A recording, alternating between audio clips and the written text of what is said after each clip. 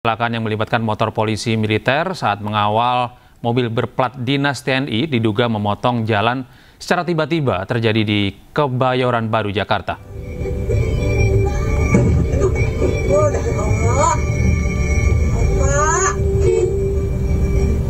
Akibat memotong dadakan, mobil milik seorang warga ditabrak dari belakang oleh pengendara motor lain. Dalam video terlihat mobil korban melaju dengan tenang di tengah kondisi lalu lintas yang ramai lancar dari dua arah. Tiba-tiba dari arah berlawanan, motor pengawalan yang dikendarai oleh anggota polisi militer keluar dari jalurnya dan langsung berbelok ke kanan secara mendadak. Pengemudi mobil yang melaju dari arah berlawanan tampak terkejut. Sejauh ini belum ada komentar dari pihak TNI terkait peristiwa ini.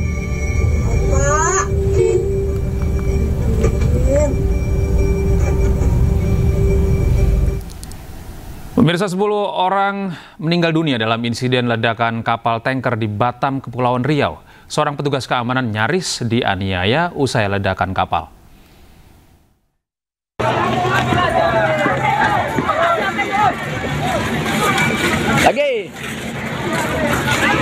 Usai ledakan di kapal tanker Federal 2 di Batam, ratusan pekerja PT KSL nyaris menganiaya seorang petugas safety PT ASL Tanjung Guncang, Batang. Saat dikejar, petugas safety ini langsung dievakuasi ke mobil bak. Kapal tanker Federal 2 yang sedang dalam perbaikan meledak dan terbakar pada Rabu dini hari. Polisi selidiki penyebab ledakan tersebut. Proses penyelidikan dari tim reskrim, baik Polresta Barelang maupun Polda. Inafis kita sedang bekerja, sedang olah TKP. Nanti kita akan ketahuan penyebabnya itu apa dari kebakaran, dari kecelakaan kerja tersebut. Akibat kejadian ini, 28 orang menjadi korban, 10 diantaranya tewas dan 18 orang lain dirawat di rumah sakit. Tim Liputan iNews melaporkan. Sementara itu, pemirsa, keluarga korban tewas masih menunggu jenazah diserahkan. Keluarga menunggu di pintu kamar jenazah Rumah Sakit Mutiara Aini, Batu Aji, Kota Batam.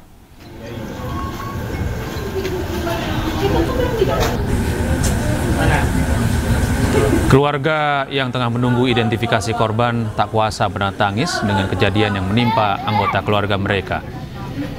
Seluruh korban meninggal sebelumnya telah dibawa ke Rumah Sakit Mutiara Aini untuk menjalani proses identifikasi.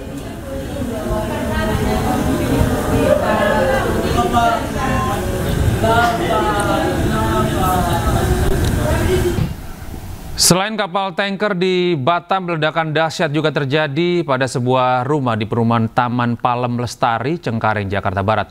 2 orang terluka, mengalami luka bakar hingga 70% akibat ledakan yang diduga berasal dari tabung gas 12 kg.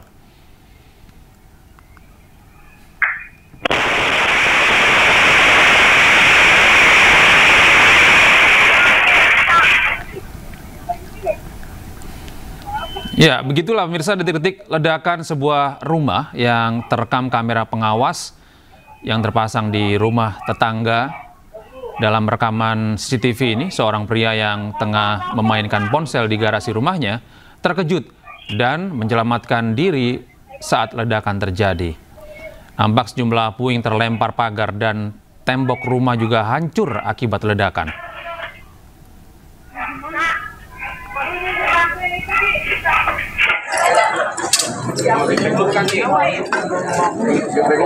Sementara itu, polisi mengungkap ledakan terjadi akibat tabung gas 12 kg. Polisi juga menyebut ada 2 korban yang mengalami luka bakar hingga 70%. Kini kedua korban telah dievakuasi ke Rumah Sakit Umum Daerah Cengkareng.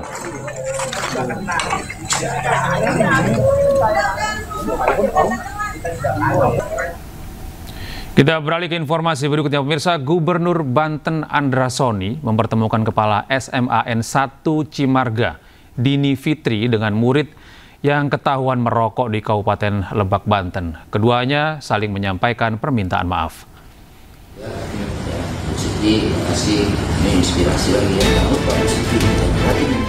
Andra Soni, Gubernur Banten, memfasilitasi pertemuan Kepala Sekolah SMAN 1 Cimarga dengan murid yang ketahuan merokok di Kabupaten Lebak, Banten. Pertemuan tersebut juga dihadiri oleh wali kelas murid dan digelar secara tertutup dari awak media. Usai pertemuan, Dini dan murid saling memaafkan. Selain itu, Gubernur Banten Andra Soni akan kembali mengaktifkan Dini Fitri sebagai Kepala Seman 1 Cimarga. Sebelumnya, ratusan siswa SMA Negeri 1 Cimarga berhamburan ke halaman sekolah melakukan aksi menolak kekerasan di lingkungan pendidikan di Kabupaten Lebak, Banten. Aksi ini dipicu setelah seorang siswa dipukul oleh kepala sekolah lantaran terpergok merokok. Aksi protes berlangsung damai namun penuh emosi. Beberapa guru mencoba menenangkan para siswa.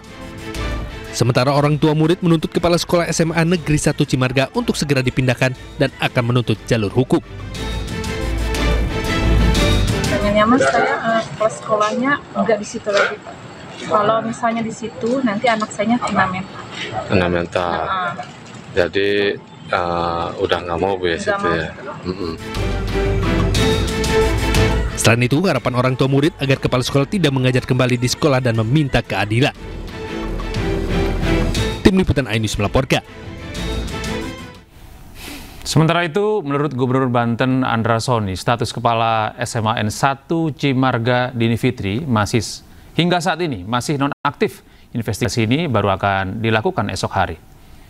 Besok kita pulihkan lagi posisi ibu kepala sekolah sambil kita terus melakukan investigasi, karena pertama terkait disiplin tetap harus melalui proses, inspektorat akan melakukan tugasnya, dan kemudian terkait dengan laporan hukum semoga pihak orang tua bisa berdamai dan mencabut laporannya. Kita beralih ke informasi lain. Pemirsa, Polda Jawa Timur mulai menjalankan proses penyidikan dengan memeriksa dan mendalami keterangan saksi robohnya musola Pondok Pesantren Al-Khosini di Buduran, Sidoarjo, Jawa Timur yang menyebabkan puluhan santri meninggal dunia.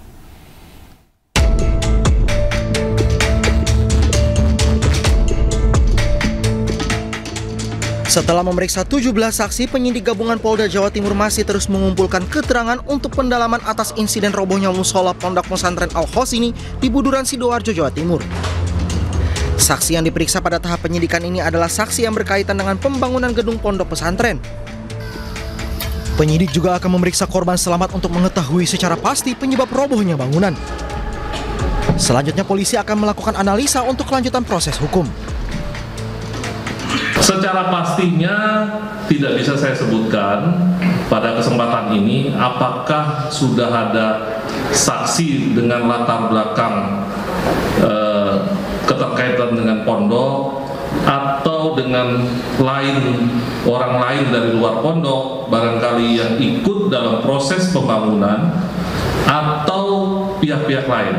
Artinya dalam proses penegakan hukum yang kami lakukan adalah pemeriksaan saksi dan pihak-pihak yang terkait. Bangunan musola Pondok Pesantren Al-Khosini di Buduran, Sidoarjo, Jawa Timur roboh pada 29 September 2025. Akibatnya 67 santri meninggal dunia dan 5 santri harus diamputasi. Dari Surabaya, Jawa Timur, Hari Tambayong, iNews melaporkan. Sementara itu, pemirsa, Polda Jawa Timur telah memeriksa sejumlah saksi dan terus mengumpulkan barang bukti untuk mengungkap penyebab runtuhnya bangunan musola di Pondok Pesantren Al-Khosini, Sidoarjo, Jawa Timur. Demi alasan keselamatan, kini komplek Putra Pondok Pesantren Al-Khosini ditutup bagi santri dan pengurus pondok pesantren. Penutupan bangunan dilakukan hingga batas waktu yang belum ditentukan. Keputusan tersebut diambil berdasarkan hasil asesmen tim ahli yang memeriksa kondisi struktur bangunan. Terkait hal tersebut, Polda Jawa Timur juga berkoordinasi dengan pemerintah daerah setempat untuk merelokasi aktivitas belajar mengajar ke tempat yang lebih aman selama proses penyidikan berjalan. Lihat kalau kita asesmen kan sementara ini kan situasinya setelah pembongkaran selesai, kita melihat bahwa gedung-gedung itu juga sementara ini kan membahayakan kalau dipakai. Kami tidak ingin terjadi ada korban-korban berikutnya. Setelah sepekan diidentifikasi, jenazah santri Pondok Pesantren Al-Khosini Mufi Alfian akhirnya dimakamkan. Keluarga korban ikhlas dan tidak akan menuntut pihak manapun. La ilaha illallah, la ilaha illallah. Diiringi sejumlah keluarga dan kerabat, jenazah Mufi Alfia, 16 tahun, santri korban ambruknya Ponpes Al-Khozini, Buduran Sidoarjo, Jawa Timur, dimakamkan.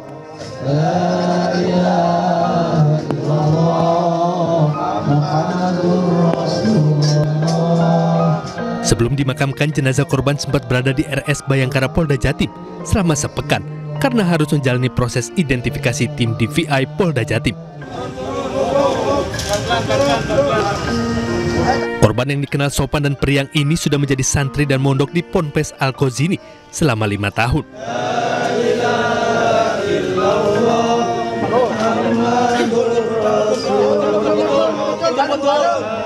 Musibah di Pondok Pesantren Al-Khozini dikumpulkan oleh Allah di surganya, dan mudah-mudahan kedua orang tua yang ditinggalkan selalu diberikan kekuatan, ketabahan, dan tawakal kepada Allah Subhanahu wa Ta'ala. Sementara itu, terkait kematian korban, pihak keluarga korban menyatakan ikhlas dan tidak akan menuntut pihak manapun atas musibah yang merenggut nyawa korban bersama 66 korban lainnya. Dari Sidoarjo, Jawa Timur, Pramono Putra, iNews melaporkan.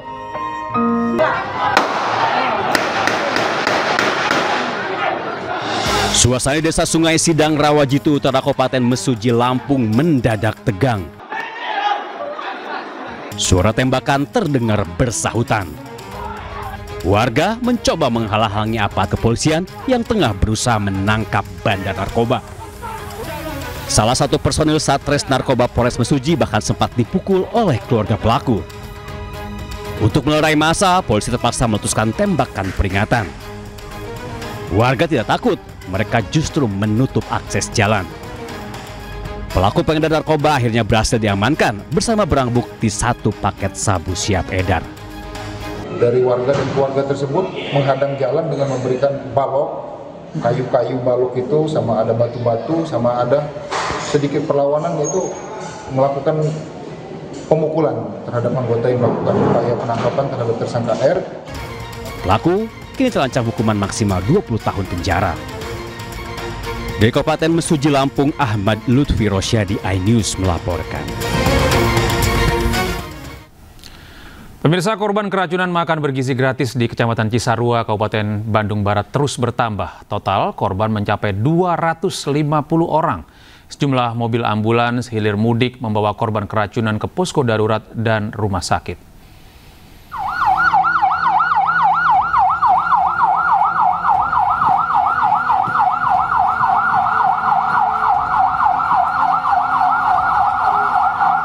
Sejumlah mobil ambulans terus berdatangan ke SMP Negeri 1 Cisarua, Kabupaten Bandung Barat yang dijadikan posko darurat penanganan keracunan MBG.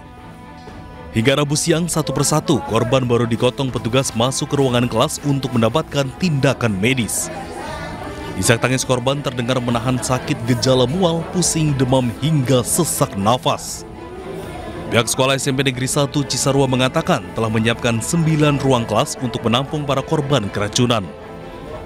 Jika terus bertambah, pihaknya akan membuka posko darurat di tempat lain karena keterbatasan ruangan.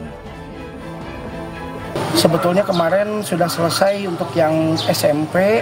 Untuk hari ini pasien yang berdatangan itu dari SMK Negeri 1 Cisarua dan dari SD Garuda Cisarua. Sementara itu, jumlah pasien korban keracunan di Cisarua terus bertambah. 150 pasien baru berdatangan dari sekolah lain. Dari data, diperkirakan sudah lebih dari 250 korban keracunan tingkat SD, SMP, dan SMK wilayah Kecamatan Cisarua. Dari Cimahi, Jawa Barat, Yuwono Wahyu, iNews melaporkan. Pemirsa, Ketua Komisi 3 DPR RI Habibur Rahman mengaku belum pernah menemui rakyat di daerah pemilihan Jakarta Timur yang menolak makan bergizi gratis. Bahkan dia menyebut masyarakat di daerah pemilihannya menilai program MBG sangat bermanfaat. Dan ini manfaatnya sungguh luar biasa. Bukan by teori saya ngomong, Pak. Ini dinyatakan langsung oleh emak-emak yang tiap malam saya temuin. Mereka, gimana Pak MBG? Sangat membantu, manfaatnya sangat luar biasa. Dari kebutuhan pemenuhan gizi anak, ya kan ya, itu bisa terbantu dengan program ini. Pemirsa, lama tak terdengar pasca rumahnya digeruduk dan dijarah warga, politikus Ahmad Syaroni tiba-tiba viral. Syaroni kini muncul ke publik sebagai wisudawan program Doktor Ilmu Hukum. Dr. Haji Ahmad Syaroni, SEMIKOM. Sejumlah wisudawan bersorak heboh saat nama Syaroni dipanggil sebagai salah satu wisudawan. Syaroni muncul pada acara wisuda sarjana dan pasca sarjana Universitas Borobudur di Jakarta pada hari Selasa. Hadir sebagai wisudawan S3 Hukum, Syaroni mengenakan baju toga berwarna hitam dengan list merah sesuai identitas prodi hukum kampus tersebut. Dr. Haji Ahmad Syaroni, SEMIKOM. Menjadi sorotan adalah Syaroni yang kini sudah dinonaktifkan sebagai anggota DPR, lulus dengan disertasi membahas pemberantasan korupsi. Pasalnya Syaroni dikenal publik sebagai politisi dengan gaya hidup mewah.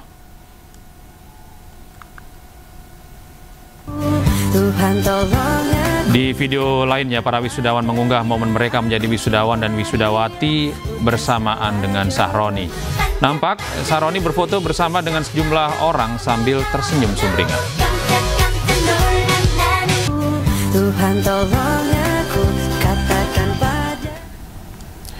Menteri Pertahanan berencana membeli pesawat tempur J-10 buatan Cina.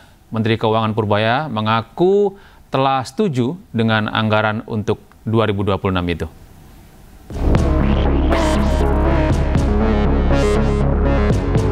Menteri Pertahanan Syafri Syamsuddin buka suara mengenai rencana membeli pesawat tempur J-10 Chengdu buatan Cina. Syafri tidak menjawab spesifik terkait rencana itu. Sementara terkait rencana pembiayaan pesawat itu, Menteri Keuangan Purbaya mengaku telah menyetujui untuk anggaran 2026. Kalau untuk yang tahun depan sudah kita setujui. Ini nggak tahu pakai yang mana, tapi sudah cukup banyak anggaran mereka. Berapa kemarin? Sekian. Saya lupa, 9 miliar dolar kalau nggak salah, atau lebih, saya lupa angkanya. Tapi sudah disetujui, jadi harusnya sudah siap semua untuk yang itu.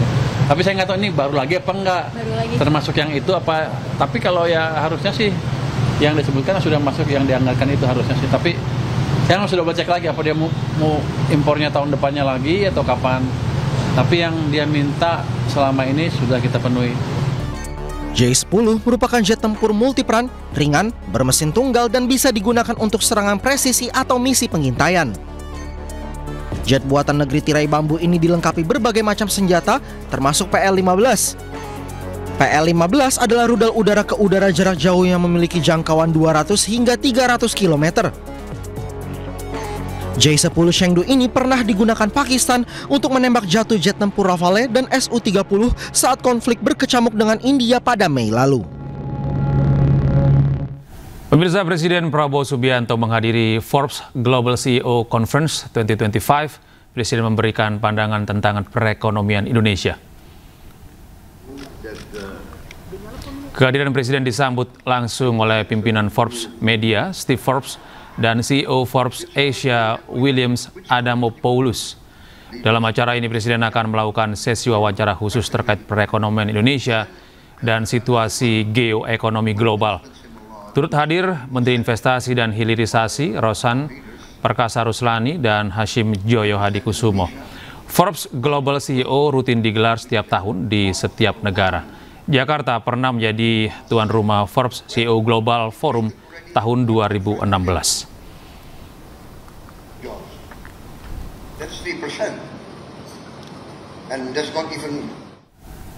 Sadar ruang kerja Menteri PKP Marwarar Sirait berukuran besar, Menkyu Purbaya bergurau, bandingkan luas ruangan tersebut jika dibuat apartemen.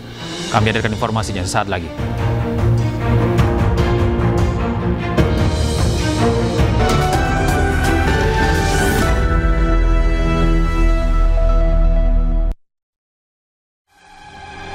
Sejak 1981, kita telah menjalani petualangan perayaan Citaras. Kasus kematian Angga Bagus Perwira, siswa kelas 7 SMP Negeri 1 Geyer, Grobogan, mulai terungkap.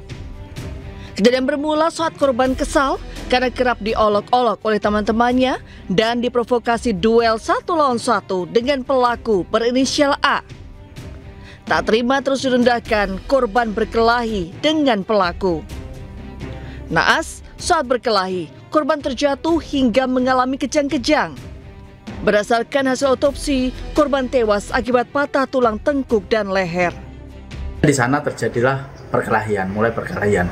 Kemudian dilerai, selesai. Setelah itu jam 11.30 setelah saya jam istirahat, mulai perkelahian kedua, di mana pelaku ini mendorong korban, sempat terjadi pemukulan di sana dan jatuh, kepala terbentur lantai. Polisi masih terus mengusut kasus ini dan telah menetapkan 2 anak berhadapan dengan hukum sebagai tersangka. Dari Grobogan, Jawa Tengah, Rustaman Nusantara, iNews melaporkan. Pemirsa, Badan Pengelola Investasi Daya Anagata Nusantara atau Danantara menggelar rapat perdana dengan Dewan Pengawas di Wisma Danantara, Jakarta. Menteri Pemuda dan Olahraga Erick Thohir yang masih menjabat sebagai Ketua Dewas hadir di rapat tersebut. Begitu juga dengan Menteri Keuangan Purbaya Yudisadewa dan Wakil Ketua Dewas Danantara Mulaiman Hadad. Selain itu, dalam rapat perdana ini, Purbaya Yudisadewa akan bertanya soal rencana Danantara dalam penanganan utang proyek kereta cepat atau WUS.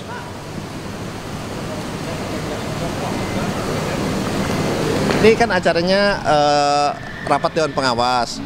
Mohon izin, nanti Dewan Pengawas akan turun, akan memberikan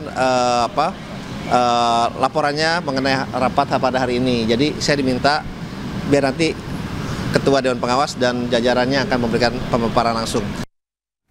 Menteri Keuangan Purbaya Yudisadewa menegaskan utang kereta cepat Jakarta-Bandung atau WUS tetap akan dibayar. Pembayaran bukan menggunakan APBN, namun berasal dari Danantara.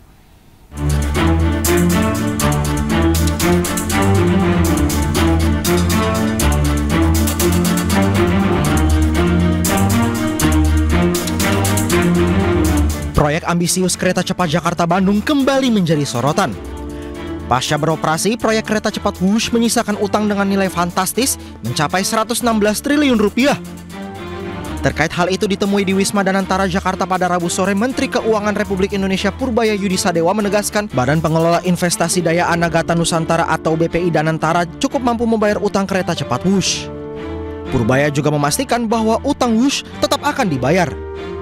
Begini, bukan utang yang nggak dibayar, kan pemerintah apa, kalau dulu kan semuanya pemerintah yang tadinya begitu kan, tapi ketika sudah dipisahkan dan seluruh dividen masuk ke Danantara cukup mampu untuk membayar itu. Jadi bukan nggak dibayar utangnya, dibayar tapi Danantara, bukan APBN. Sebelumnya pemerintah juga menyebut terus berupaya mencari solusi untuk menutup utang proyek peninggalan Presiden ke-7 Republik Indonesia Joko Widodo itu. Juga sudah dibicarakan untuk diminta mencari skema supaya beban keuangan itu bisa dicarikan jalan keluar gitu. Karena faktanya kan juga WUS kemudian juga menjadi salah satu moda transportasi yang sekarang sangat membantu aktivitas seluruh masyarakat, mobilitas dari Jakarta maupun ke Bandung dan seterusnya. Proyek kereta cepat Jakarta-Bandung merupakan proyek strategis nasional yang digarap sejak 2016 dan resmi beroperasi pada Oktober 2023. Jumlah investasi pembangunan proyek jumbo ini tembus sekitar 7,27 miliar dolar Amerika Serikat atau sekitar 120,38 triliun rupiah dengan kurs 16.500 rupiah per dolar Amerika Serikat. Tim Liputan iNews melaporkan. Pemirsa, Menko Polhukam periode 2019-2024 Mahfud MD menilai proyek WUS yang digarap di era Presiden ke-7 Republik Indonesia Joko Widodo telah memberatkan keuangan negara dan membuat pembangunan di sektor lain terhambat. Bahkan Mahfud MD menduga pembengkakan utang WUS disebabkan adanya markup. Pasalnya terdapat perbedaan perhitungan antara Indonesia dan Cina terkait biaya operasional WUS untuk tiap kilometernya. Ini masalahnya sangat memberatkan bangsa. Kita membangun itu menghilangkan pembangunan untuk rakyat yang lain kan, hanya disedot untuk ini gitu. Nah, apa akibatnya kalau misalnya bayar satu pilot dipilotkan yang sekarang sedang kita nikmati ini? Iya, atau itu diserahkan ke Danantara atau apa? Mau di bailout oleh negara, kita bailout terus-terusan. Nah, ini yang harus diteliti karena ada dugaan markup. Dugaan markupnya gini, Mas. Ya, itu harus diperiksa ini. Uang lari kemana? Menurut perhitungan pihak Indonesia, biaya per 1 kilometer kereta Wush itu 52 juta US dollar. Tapi di Cina sendiri hitungannya 17 sampai 18 juta US dollar. Naik 3 kali lipat kan? Ini yang naikkan siapa? Uangnya kemana? Naik 3 kali lipat, 17 juta US dollar. Yeah. Kita beralih ke informasi berikutnya, pemirsa. Menteri Keuangan Purbaya Yudisadewa berkelakar terkait ruangan kerja Menteri Perumahan dan Kawasan Permukiman Marwarar Sirait. Ruang kerja, ruang rapat, ruang terima aspirasi, kemarin ratusan orang ini. Ya, ruang lantai gini Anda kasih apartemen berapa? Nggak adil dia. Sadewa menilai ruangan kerja tersebut besar dan tak adil untuk Marwarar Sirait. Hal itu terjadi saat Purbaya mengunjungi ruang kerja pria yang akrab disapa Ara itu.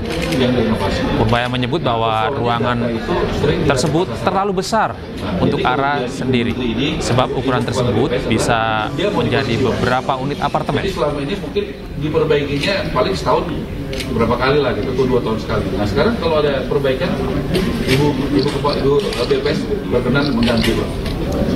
Jadi kan soal kecepatan nih, Pak.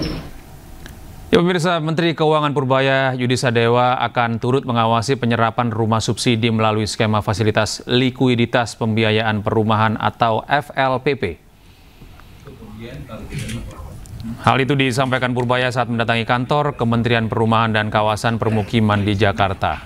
Purbaya mengatakan pihaknya tidak segan-segan untuk memindahkan alokasi anggaran rumah bersubsidi bila penyaluran mengalami masalah. Namun Purbaya optimistis penyaluran kuota FLPP bisa disalurkan secara maksimal oleh Kementerian PKP hingga akhir tahun ini. Dan manusiawi, menurut beliau target 350.000 tahun ini FLPP bisa tercapai, dan dia udah punya tuh setiap bulan gimana penyerapannya. Tapi saya akan lihat akhir bulan seperti apa. Nanti kalau bagus ya kita nggak pindahin uangnya, tapi kalau ada masalah ya kita pindah ke tempat lain dulu. Tapi saya yakin dengan kerjasama seperti ini, semua program antar pemerintahan, koordinasi dan lain-lain bisa diselesaikan dengan cepat. Ini kan semuanya kita yang bikin, aturannya kita yang bikin, jadi kita bisa beresin dengan cepat. Dan saya sudah melihat cara mengatasi masalah tadi kurangnya. Beralih ke informasi lain pemirsa, dana reses anggota DPR naik dari 400 juta rupiah menjadi 702 juta rupiah. Peneliti Formapi Lucius Karus meragukan dana reses digunakan untuk menyerap aspirasi rakyat.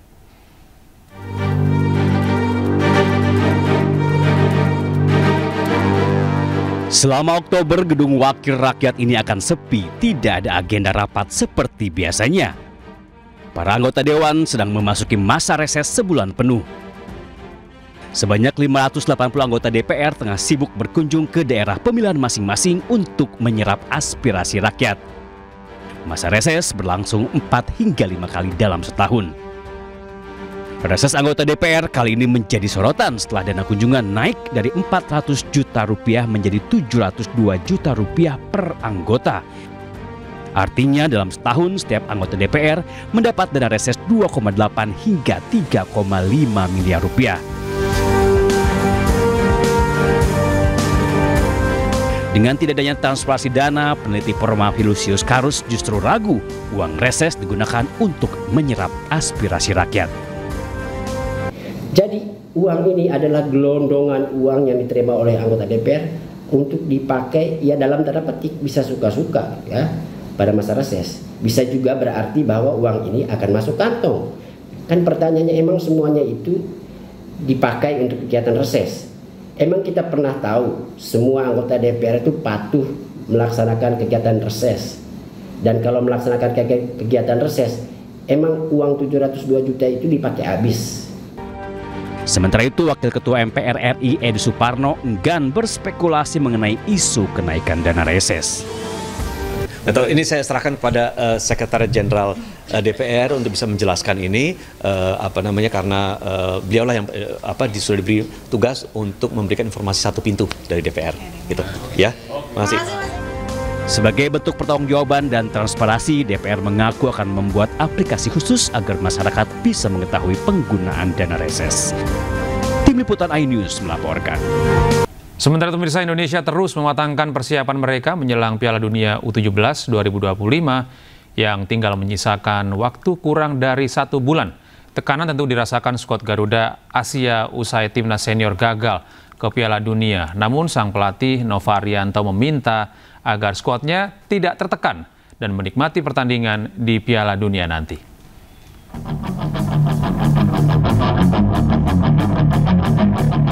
Indonesia terus mematangkan persiapan mereka menjelang Piala Dunia U17 2025 yang tinggal menyisakan waktu kurang dari 1 bulan.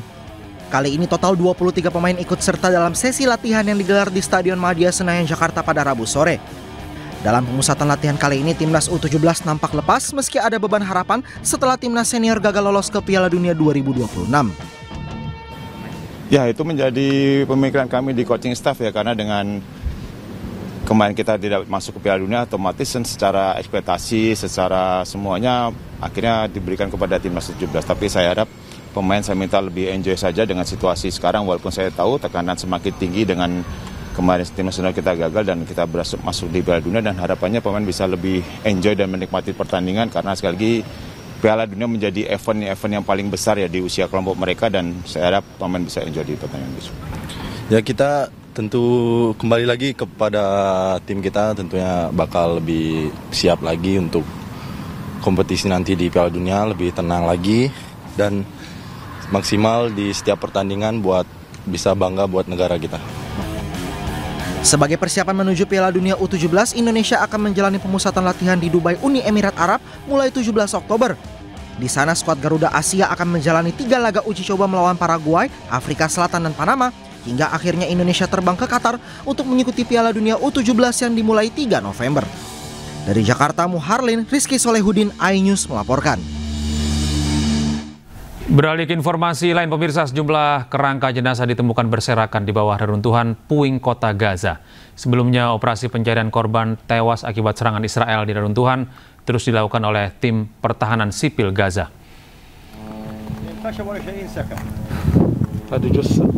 Tim penyelamat Gaza sejauh ini telah menemukan sebanyak 250 jasad warga Palestina yang terkubur di bawah reruntuhan. Tim penyelamat pun menghadapi sejumlah kendala, diantaranya minimnya alat berat yang dikerahkan untuk membersihkan puing dan mengevakuasi jasad korban yang tertimbun puing. Juru bicara pertahanan sipil Gaza, Mahmud Basal, memperkirakan masih ada 9.500 warga Palestina yang dilaporkan hilang.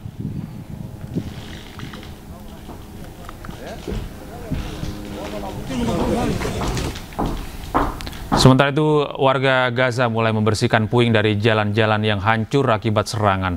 Hal ini menandai langkah menuju pemulihan Gaza di tengah gencatan senjata.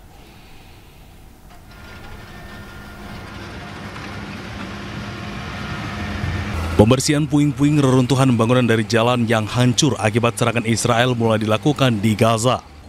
Hal tersebut menandai langkah menuju pemulihan di tengah gencatan senjata Hamas dan Israel. Nampak bulldozer yang merupakan bantuan dari negara Qatar membersihkan puing-puing dan membantu membuka kembali jalan, sehingga pergerakan warga di sekitar lebih mudah. Pemerintah kota menyampaikan telah berupaya keras untuk membuka kembali Jalan Al-Nasr yang menjadi salah satu jalan utama di Gaza. Operasi pembersihan pun terus dilakukan meski 85% peralatan kota telah hancur.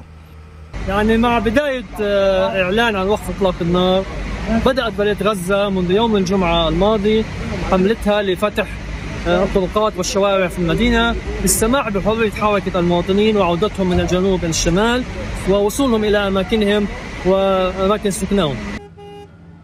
Menurut laporan PBB, hampir 193.000 bangunan di jalur Gaza telah hancur sebagian atau seluruhnya sejak perang dimulai.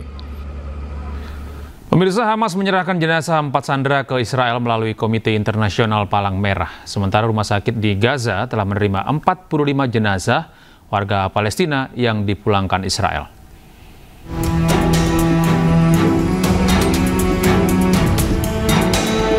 Hamas memulangkan jenazah sandera Israel secara bertahap usai fase pertama kesepakatan perdamaian antara Hamas dan Israel disetujui. Usai memulangkan 4 jenazah pada Selasa lalu, Hamas kembali menyerahkan 4 lagi jenazah ke Komite Internasional Palang Merah ICRC yang kemudian diserahkan ke pihak Israel.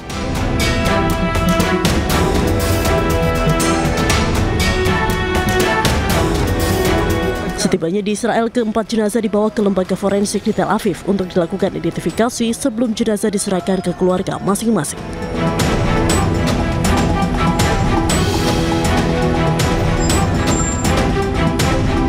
Sementara itu di sisi lain, rumah sakit di Gaza telah menerima sebanyak 45 jenazah warga Palestina yang dipulangkan oleh Israel. Nampak sejumlah kendaraan ICRC yang membawa jenazah-jenazah warga Palestina tiba di kompleks medis Nasser di Khan Yunis. Kedatangan jenazah pun langsung disambut oleh sejumlah orang yang tengah mencari jenazah anggota keluarganya.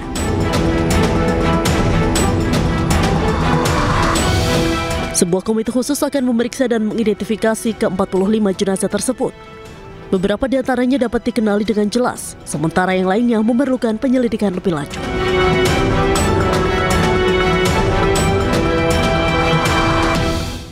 Pemirsa, pejuang Hamas mengeksekusi puluhan orang geng kriminal di Gaza. Eksekusi itu dilakukan di hadapan publik setelah gencatan senjata dengan pasukan Israel dan Hamas berlaku.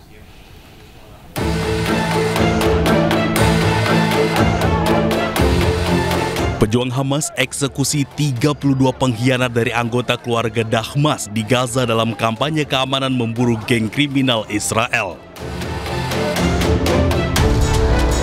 Akibat ulah keji para pengkhianat ini, tak terhitung banyak warga sipil tewas oleh pasukan penjajah Israel. Termasuk dokter, perawat, aparatur pemerintahan Gaza, dan anggota masyarakat lainnya. Kelompok bersenjata menembak sejumlah geng kriminal di hadapan publik setelah gencatan senjata dengan pasukan Israel dan Hamas berlaku. Aksi Hamas itu dikecam pemerhati hak asasi manusia di Palestina. Usai gencatan senjata antara Hamas dan Israel tercapai, tentara Israel menyisir sejumlah rumah ibadah di Palestina. Salah satunya adalah Masjid Al-Hijrah yang berada di Beit Hanima, Yerusalem Timur. Dan pemirsa, informasi ini sekaligus menutup jumpa kita dalam iNews Prime hari ini. Temukan terus informasi-informasi terbaru kami lainnya di www.inews.id. Cuplikan tayangan berita iNews juga dapat Anda saksikan di kanal YouTube @official_inews. Sesaat lagi, rekan saya Camar Haenda akan hadir dalam program iNews Malam. Saya Gede Satria pamit undur diri. Terima kasih atas kebersamaan Anda. Tetap sehat, tetap semangat, dan sampai jumpa.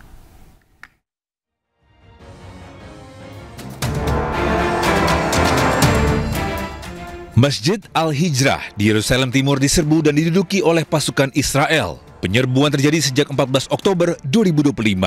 Tentara Israel masuk ke masjid dengan sepatu saat jemaah sedang sholat. Hal ini memicu kemarahan dan kecaman dari dunia internasional. Lantaran di saat bersamaan, Israel menyerbu kota-kota lain di tepi barat termasuk diantaranya kompleks Masjid Al-Aqsa. Sementara di Gaza, Palestina, serangan masif dilancarkan oleh tentara Israel beberapa saat sebelum perjanjian gencatan senjata ditandatangani. Serangan menyasar rumah warga hingga fasilitas kesehatan. Ratusan warga Gaza tewas akibat serangan ini. Sejak Oktober 2023, serangan Israel tewaskan lebih dari 67.000 warga Palestina. Sementara 170.000 lainnya terluka. Mayoritas korban adalah anak-anak dan perempuan.